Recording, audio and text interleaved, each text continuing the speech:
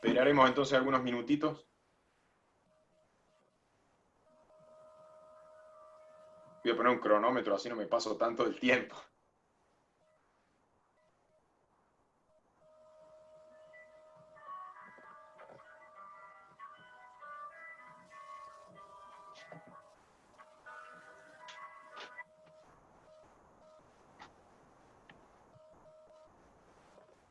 Bueno, muy buenas tardes a todos. Muy buenas tardes, Carlos, que otra vez nos vuelve a acompañar desde España. En nombre del Ministerio de Ciencia y Tecnología, le agradezco primero a Carlos que nos dé la oportunidad de escuchar una charla, el tiempo que se ha tomado en prepararla y el que hoy comparte con nosotros. Y también aprovecho para agradecerles a todos los que están presentes en la sala que nos acompañen. Así que, Carlos, vos te presentás, contanos un poquito de quién sos, dónde trabajás y arrancás con tu charla. Como siempre Perfecto. vamos a hacer, cuando finalice tu exposición, vamos a dar lugar a que la gente realice preguntas por el chat o por el preguntero que tiene el Zoom. Adelante, Carlos. Perfecto. Bueno, muchas gracias, Javier. Gracias nuevamente por la invitación. Siempre es un gusto compartir un poquito los conocimientos con el resto de la gente.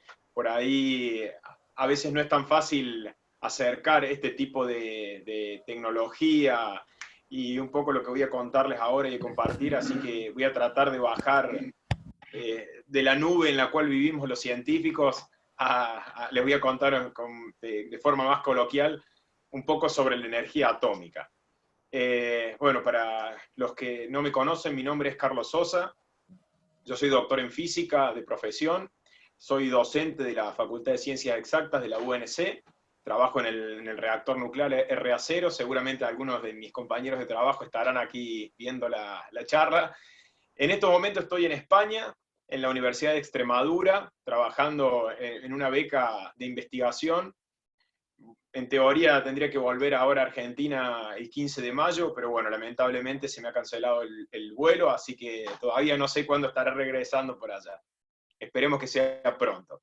El trabajo que estoy haciendo aquí es sobre ciclotrones. Estoy estudiando un ciclotrón que hay en un hospital, que es un hospital universitario, bastante grande.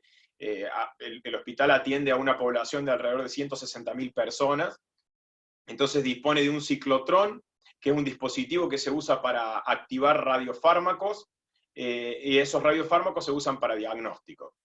Les voy a contar un poquito también de qué se trata los radiofármacos.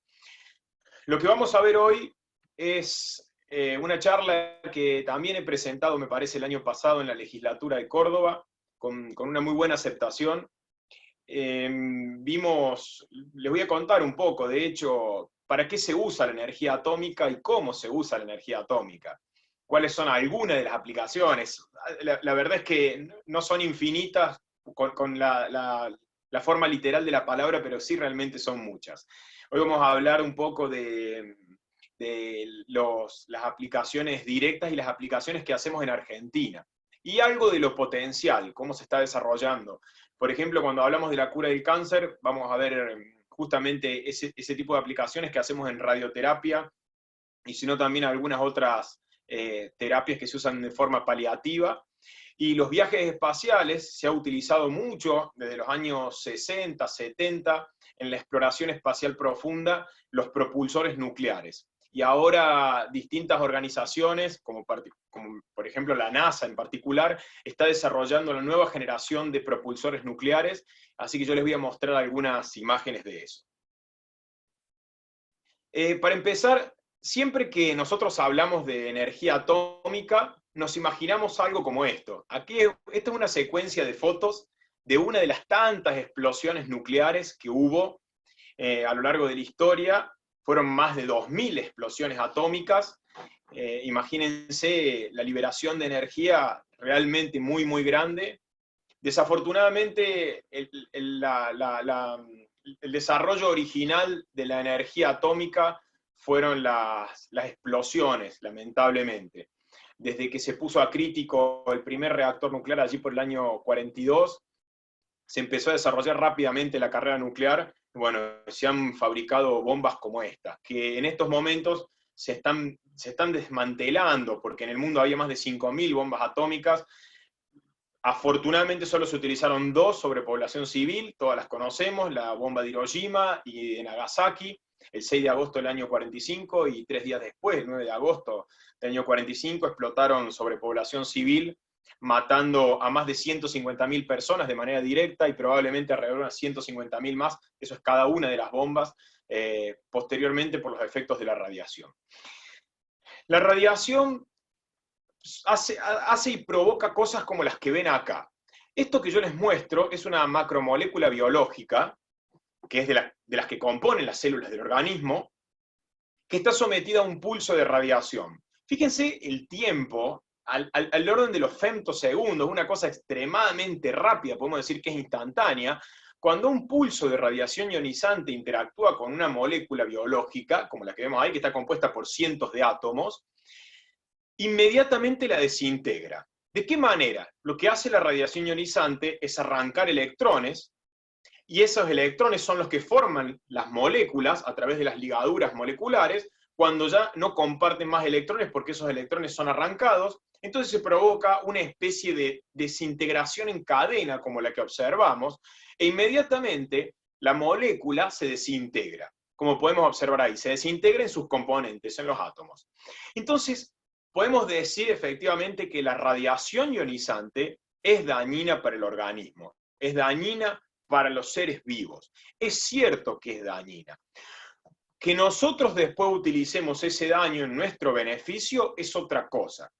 Por ahí yo he leído algunos que otros publicaciones que no tienen origen científico, que la realidad de la radiación ionizante es buena en cierta medida porque puede llegar a aumentar las defensas. No, es totalmente falso. La radiación ionizante es extremadamente dañina, sobre todo cuando actúa con células sensibles, como por ejemplo la de los órganos críticos del organismo. Puede ser la médula espinal, la médula ósea, algunos que otros órganos internos que son muy radiosensibles, entonces provoca efectos como el que ven ahí.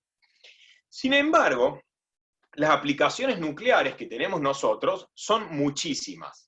En la vida diaria, la mayoría de la gente no las conoce, evidentemente, pero sí tenemos un montón de aplicaciones nucleares, como por ejemplo son la generación de energía eléctrica, la medicina, el estudio de hidrología a través de los cauces de los ríos, también los ríos subterráneos y los lagos, agricultura, minería, mucho de industria, como por ejemplo en el área de gammagrafía industrial, para el estudio del medio ambiente, la exploración espacial, como les comenté, el estudio de arte. Es muy, muy interesante. De hecho, aquí en el grupo donde yo estoy trabajando en estos momentos en España, en Extremadura, descubrieron un teatro romano a través de la exploración de un par de piedritas que habían encontrado. No se explicaba muy bien cuál era el origen, y resulta que en una ciudad, bueno, en estos momentos en un pueblo muy chiquito de aquí cerca de Extremadura, cerca de Badajoz, que hicieron una excavación porque siguieron la pista a través de la exploración por rayos X de una piedra, de un grupo de piedras que no tenían ese origen, siguieron la pista y encontraron un teatro romano realmente fantástico. Una cosa, pero sin precedentes, porque lo interesante de esto es que como hubo diferentes civilizaciones, fueron construyendo una sobre otra, y ese teatro quedó completamente cubierto de tierra. Llegaron a encontrar el teatro, lo excavaron, y como durante más de 500 años se utilizó como un depósito un sitio baldío, podríamos decir, se tiraba cualquier cantidad de cosas, de basura, que ahora pasaron a ser tesoros, porque hay un montón de piezas, obras y demás, que eran de la época de los romanos. Y eso se hizo a través de rayos X, en la parte de arte, podemos decir. Y bueno, cosmología también, se utilizan muchísimo las aplicaciones nucleares para el estudio del cosmos, como ya les voy a contar. La principal aplicación, que es la mayormente difundida y la que prácticamente todo el mundo conoce por películas, series animadas y demás, es la generación de energía eléctrica a través de los reactores nucleares. En los reactores nucleares en el mundo hoy tenemos alrededor de unos 440 en operación, y generan, tal como dice ahí, alrededor del 11% de la energía nuclear. Si bien hay ciertos países que están dejando de apostar a la energía nuclear, sobre todo por el accidente nuclear de Chernobyl en el año 86, y más recientemente el de Fukushima, aquí en el 2011 en Japón, países como Alemania, por ejemplo, decidieron no utilizar más la energía nuclear, entonces empezaron a cambiar su matriz energética, pero los otros están apostando fuertemente, como China, por ejemplo, que tiene en construcción alrededor de 20 centrales nucleares de potencia. Aquí en Argentina tenemos 3 y se están planificando 2 más. Si ustedes ven en el cuadrito Argentina figura con una central en construcción. La idea es construir el cuarto reactor en Lima, allí donde están los otros 2, Atucha 1 y Atucha 2, sería Atucha 3, un reactor de tecnología china, el Hualong 1, una de las tecnologías que nosotros en Argentina no la conocemos, con uranio enriquecido y agua liviana. Nosotros estamos de conocimiento de trabajar con uranio natural, porque disponemos de minas de uranio, que en estos momentos también no se está explotando, sino que se importa el 100%, y agua pesada porque la producimos en el sur de Argentina. Pero bueno, si nosotros vemos ahí un panorama general sobre la parte del margen derecho abajo, en Argentina alrededor del 5% de la energía eléctrica viene de origen nuclear. Las energías renovables ahora han subido el 7%, 7-8%, pero fue gracias a estos últimos años. Hasta hace poco, menos de 4 o 5 años atrás, representaban apenas menos del 1%, y a nivel global sí es un poquito más elevado. La energía nuclear representa en torno, ahí como dicen, alrededor del 17%, es mucho más reciente esa que la figura de arriba, cuando el resto de las energías apenas representan el 1% de las renovables, las que las llaman amigables con el medio ambiente.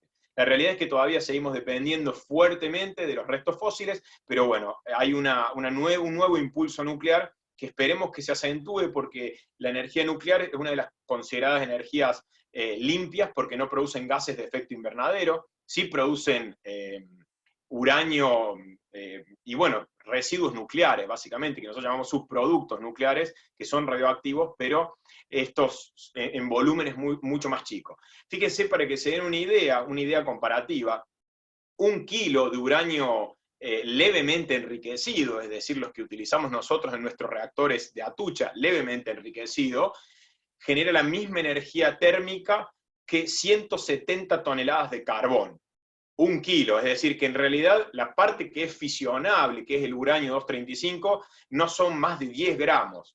Entonces, una cucharada de uranio genera más o menos, de uranio enriquecido, súper enriquecido, genera la misma cantidad de energía que un tren prácticamente lleno de carbón. Entonces podemos ver efectivamente cuáles son las diferencias energéticas. En Argentina tenemos, como yo les comentaba, gran tradición desde 1950, que se ha creado la Comisión Nacional de Energía Atómica. Tenemos diferentes reactores nacionales que se han construido. Los 3 más importantes son los 2 de Atucha y el de Embalse, que son centrales de potencia para generación de energía eléctrica, pero también hay otros reactores más pequeños, como el que tenemos, por ejemplo, en Córdoba, el RA0, que es de potencia cero y se utiliza para fines de capacitación principalmente. En Rosario también hay, en Río Negro también hay, el RA3 en Buenos Aires, que se utiliza para la producción de radiofármacos, ya vamos a ver algunos de esos. Y tenemos un proyecto muy interesante, que es el proyecto CAREM, es un reactor modular, que se está construyendo. Esa es la obra del CAREM, ahí mismo en Lima, en Buenos Aires. Lo están construyendo, se activó nuevamente el proyecto, tiene bastantes años ya, desde el año 84 que se presentó, tiene muchos años, pero bueno, en estos momentos se está trabajando mucho. Es un reactor modular, de baja potencia, pero la idea es que se pueda construir en módulos a medida que va aumentando la demanda, y pueda haber de este tipo de reactor en distintos lugares del país, porque tienen un montón de beneficios frente a los reactores grandes. Como podemos comparar ahí en esta figura, podemos ver que a la derecha del núcleo, el reactor CAREM, que está todo contenido en el recipiente de presión, todos los elementos, los generadores de vapor y demás, está todo contenido en el mismo recipiente donde está el combustible. Por lo tanto, eso maximiza un poquito el rendimiento cuando un reactor de gran potencia, como el que pueden ver a la izquierda, requiere bombas para mantener la presión constante, generadores de vapor afuera, por lo tanto, las complicaciones son extremadamente grandes si uno compara un tipo de reactor que es el tradicional con el reactor que se está desarrollando en Argentina. El proyecto CAREM, como dice las siglas de la Central Argentina de Elementos Modulares, es un reactor que para fines prácticos y tecnológicos es realmente fantástico. Lo interesante que se está desarrollando completamente en el país, gracias a nuestra tradición que tenemos. Bueno, tiene ciertas ventajas, como yo les mencionaba, frente a los otros reactores. De hecho, hace unos años atrás quedó seleccionado entre los 5 proyectos más importantes a nivel mundial en la generación de energía eléctrica con tecnología nuclear. Por eso se le ha dado un nuevo impulso.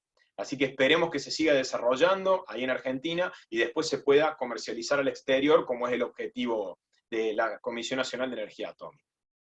En el rubro de la medicina nuclear, otra de las aplicaciones de esta tecnología, tenemos diferentes radiofármacos. Esto es realmente fantástico porque involucra la ciencia, es decir, la física, la ingeniería y la biología, y la medicina, por supuesto. Se utilizan reactores como el que ven ahí a la derecha.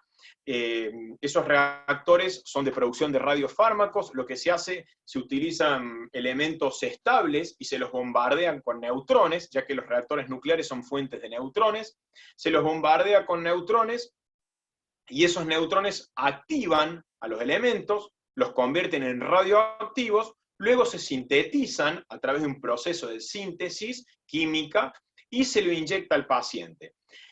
Hay 2 formas de generación, como ven ahí, por ejemplo, el reactor, y a la izquierda lo que ven es un ciclotrón. Estos ciclotrones son otra tecnología completamente distinta, son aceleradores de partículas, generalmente aceleran hidrógeno, a velocidades cercanas de la luz, le arrancan los electrones, queda el protón solo, y bombardeo de protones hacen, activando los elementos, convirtiéndolos en radioactivos.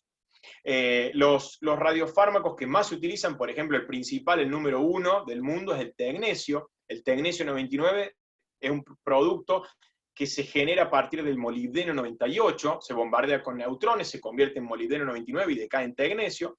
Es ampliamente utilizado, pero después también existe el flúor, por ejemplo, para tomografía por emisión de positrones, la nueva técnica PET, que está ampliamente difundida ahora, pero el yodo, por ejemplo, para tratar cáncer de tiroides o hipertiroidismo, se le da a la persona yodo radioactivo, se fija en la tiroides ese yodo, y entonces a través de la radiación que emite, la atrofia y reduce. Por lo tanto, con técnicas no invasivas, que nosotros llamamos, podemos realizar unos muy buenos tratamientos.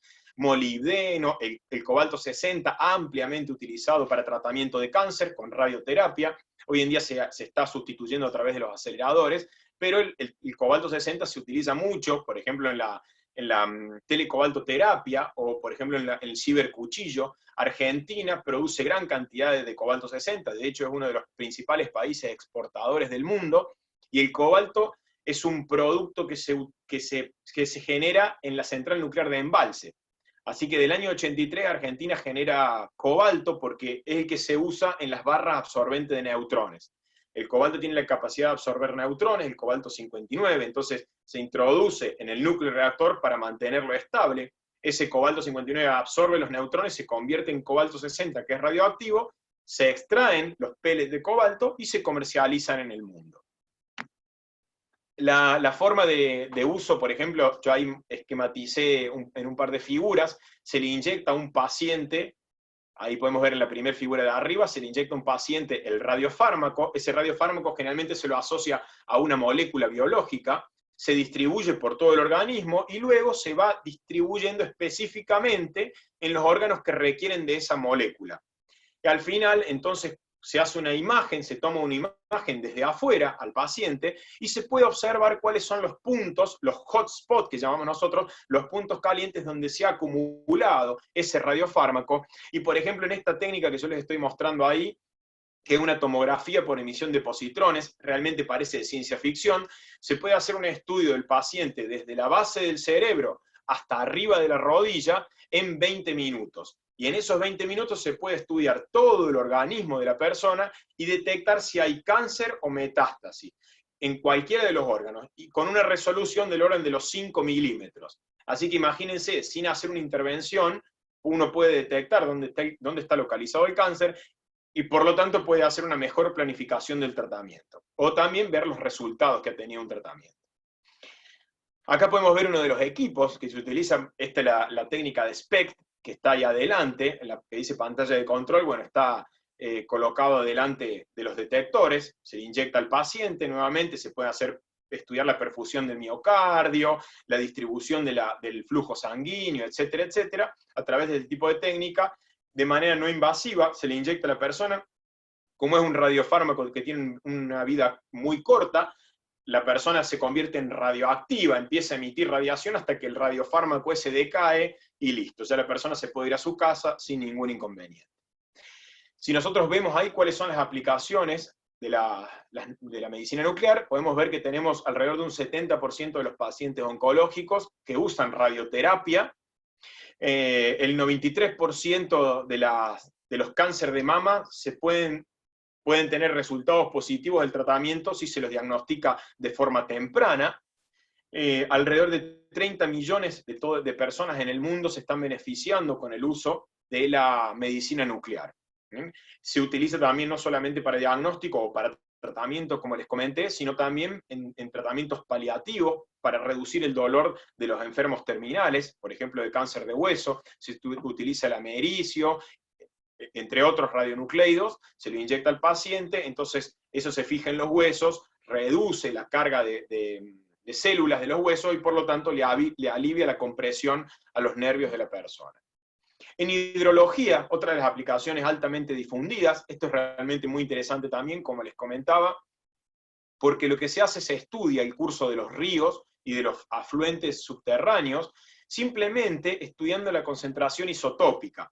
Se estudia cuánto deuterio y cuánto tritio hay en los ríos subterráneos, principalmente porque por ahí cuando los cauces se pueden observar a simple vista no hace falta, pero cuando uno tiene afluentes o corrientes subterráneas, se puede estudiar tomando muestra de pozos y ver cuánta concentración isotópica, es decir, cuántos isótopos de un tipo u otro hay en esa cantidad de agua, y luego se sigue el curso y se estudia en algún río, por ejemplo, cuánta concentración isotópica hay. Si son equivalentes, quiere decir que el afluente ese provee de agua al río. Entonces se pueden hacer estudios de las corrientes subterráneas y de esa manera poder planificar correctamente cuándo y dónde se extrae agua para cultivo, para riego, para beber, etcétera, etcétera.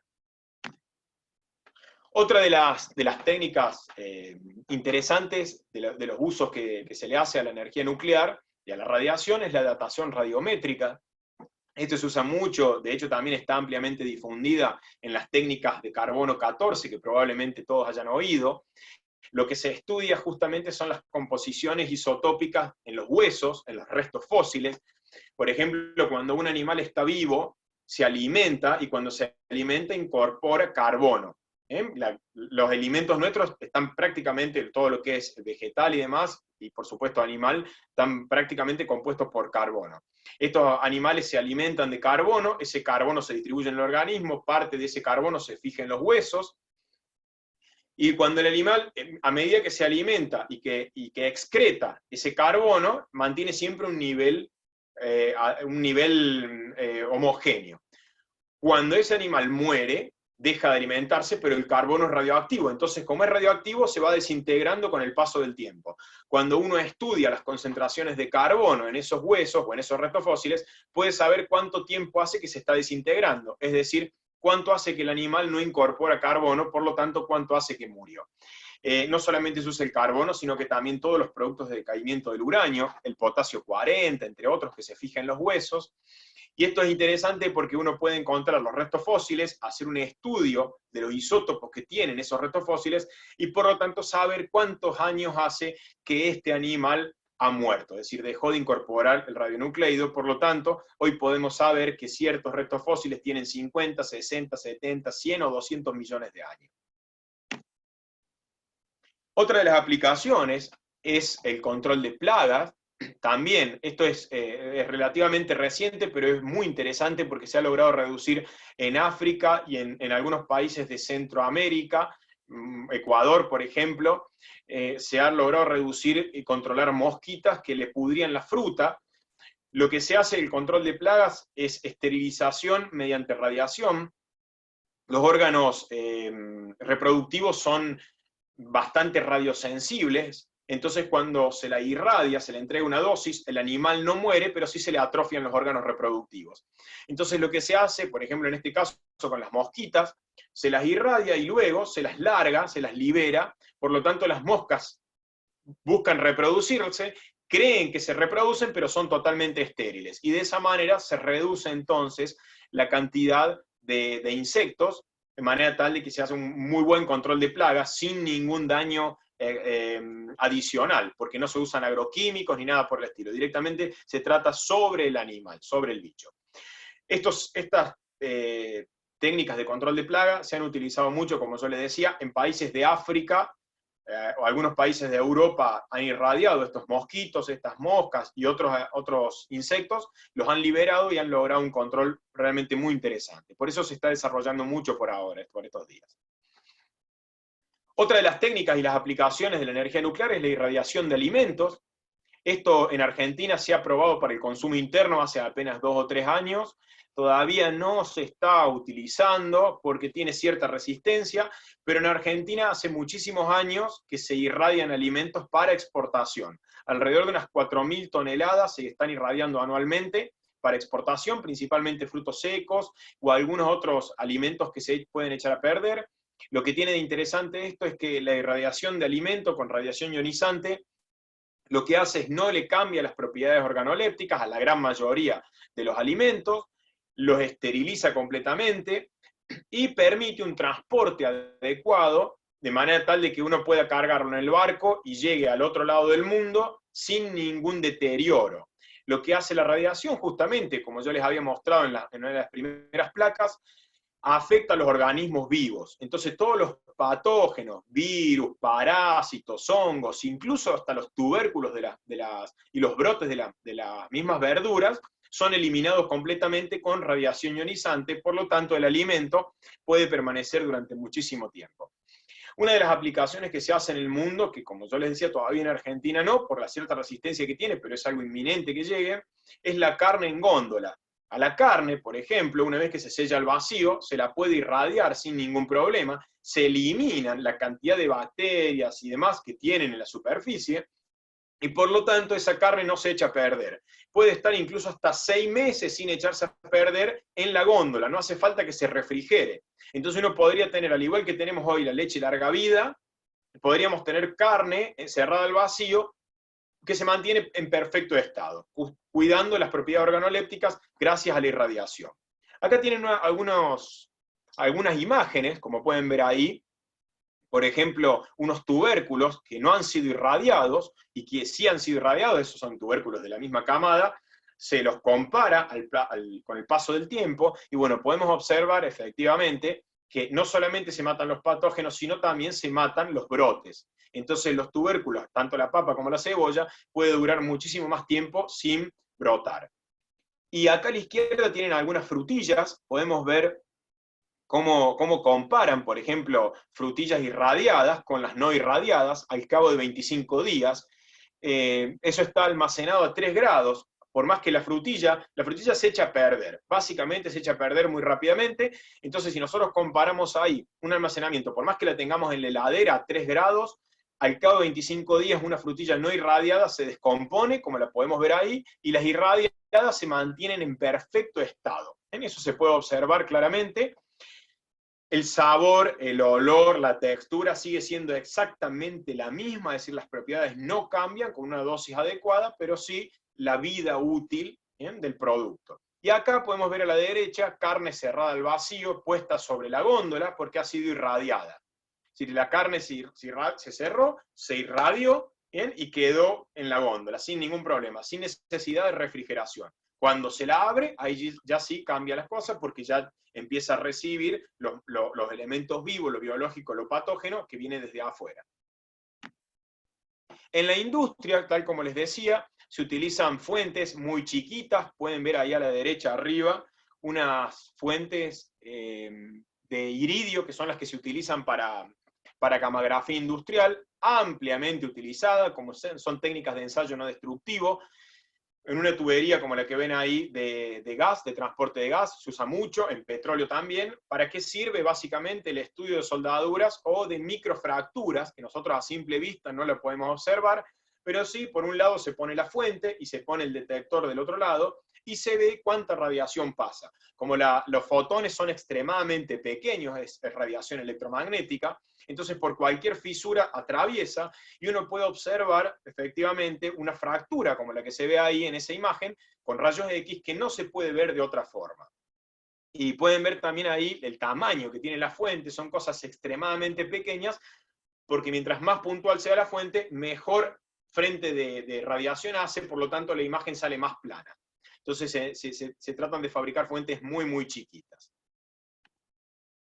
En el arte, tal como les había comentado, además de las aplicaciones que se usan, como por ejemplo en el caso del teatro romano que se ha descubierto, la utilización de radioisótopos y también de rayos X en arte está muy difundida. Pueden ver ahí, por ejemplo, los cuadros, en la primera imagen tenemos un detector de rayos X y un emisor. Lo que hace, emite radiación, produce la fluorescencia en la pintura, en este caso, o en la piedra, y esa fluorescencia emite radiación característica de los materiales que lo componen. Entonces uno puede estudiar la pintura y saber cuál es la composición, es decir, de dónde vienen esas pinturas, cuál es el origen, sin tener que dañarla. Estos se llaman ensayos no destructivos. De otra manera, si uno quisiera hacer, por ejemplo, un estudio químico, un análisis químico, haría falta sacar un pedazo de la pintura y hacer el análisis. En este caso es completamente desde afuera, no hay ninguna interacción excepto a través de los rayos X, de la radiación. Entonces uno puede estudiar y puede observar pinturas sobre el mismo lienzo que han sido anteriores, como la de la derecha, por ejemplo. Ahí fíjense que hay una mujer arrodillada y al lado hay otra cara, otro rostro, se alcanza a notar, ese es de una pintura antigua. Por supuesto que como está pintado arriba no se puede observar, pero cuando se usan rayos X para hacer un contraste, sí se observa claramente. Entonces hay muchas pinturas de artistas que son famosos, que han sido famosos, en los cuales se las puede estudiar a las pinturas y se puede observar otras obras de arte que ya no las podemos ver porque están por debajo de las pinturas. Para la exploración espacial, y con esto básicamente vamos terminando, tenemos, esto es muy reciente, si bien la tecnología esta se ha utilizado, como yo les decía, desde hace mucho, se usan, estos son reactores termonucleares que se llaman, que aprovechan justamente la energía, cómo va decayendo la energía radioactiva de las fuentes, entonces aprovechan esa energía radioactiva y la convierten en calor, a través de los generadores termonucleares que tienen. Y ese calor lo utilizan para generar energía eléctrica. Podemos ver esas dos imágenes son muy, muy recientes, de reactores nuevos. Esto es como una pila, podríamos decir, básicamente es como una batería nuclear, y si nos ponemos a ver, tienen unos periodos de vida extremadamente largos. Por ejemplo, el plutonio 238, como tiene una actividad muy baja la actividad, puede ser una pila que genere energía eléctrica alrededor de 90 años. El polonio 210, que es altamente radioactivo, tiene una vida muy corta, muy, muy corta, pero tiene una gran potencia, es decir, la generación de energía de estos radionucleidos puede ser muy alta. Entonces, imagínense una nave espacial que tiene que recorrer millones y millones, en algunos casos miles de millones de kilómetros, sin hacer nada, simplemente viajando por el espacio. Se le colocan estas baterías nucleares y ya cuando se alejan de las estrellas y los paneles solares no les sirven para nada, como por ejemplo para exploración profunda, entonces se activan estas pilas radioactivas y estas pilas generan la energía eléctrica durante 90 años, 100 años e incluso más tiempo dependiendo de la tecnología que se use, y administran entonces energía eléctrica a esta nave que puede viajar durante muchísimo, muchísimo tiempo, paseando por el espacio hasta llegar al nuevo astro de exploración. Como yo les decía, esta creo que es la última diapositiva. En Argentina tenemos una tradición muy, muy grande respecto a las aplicaciones nucleares. La Comisión Nacional de Energía Atómica tiene 70 años, Y podemos observar ahí que tenemos, por ejemplo, 3 centrales de potencia y una más que probablemente se empieza a construir en breve, varios centros de medicina nuclear con estos ciclotrones que yo les mencioné, tenemos complejos mineros también en Mendoza, tenemos distintos puntos potenciales para la extracción de uranio, ya que Argentina tiene almacenado uranio en la cordillera, la precordillera y algunas otras regiones, tiene uranio para alrededor de 100 años utilizado, para utilizar alrededor de 100 años. El reactor Karen, tenemos planta de producción de agua pesada, que es muy útil para los reactores que nosotros tenemos, plantas pilotos de enriquecimiento de uranio también, y varias instituciones de formación y muchos centros de medicina nuclear. Esa es un poco la historia que tiene Argentina y en estos momentos los usos que nosotros le estamos dando a la energía atómica. La energía nuclear y la energía atómica tiene, como yo les mencioné, infinidad de aplicaciones, un número muy, muy grande de aplicaciones, y por supuesto siempre necesita gente nueva, porque ya se están jubilando y se han jubilado gran cantidad de los expertos, entonces siempre estamos necesitando gente nueva para poder desarrollar cada vez más estas aplicaciones, porque es un plan estratégico. Argentina es uno de los pocos países del mundo, que yo creo que no son más de 5 o 6, que puede hacer el proceso nuclear completo, desde la extracción del mineral del uranio, la producción de los pellets de elementos combustibles, incluso la fabricación de un reactor nuclear con la tecnología que conocemos, hasta el decomisado y la extensión de vida del reactor nuclear y el procesamiento de los residuos combustibles. Pocos países en el mundo tienen esta capacidad. Argentina, luego de todos estos tantos años de trabajo, inversión, investigación y desarrollo, ha logrado desarrollar este tipo de tecnología,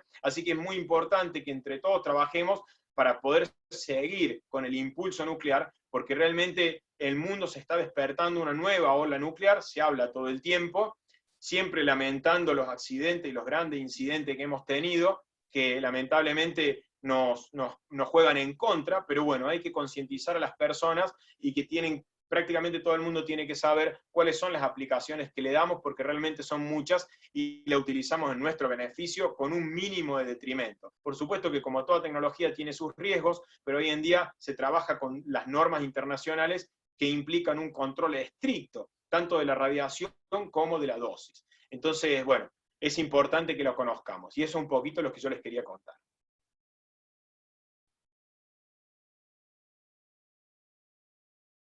Ya terminamos, Javier.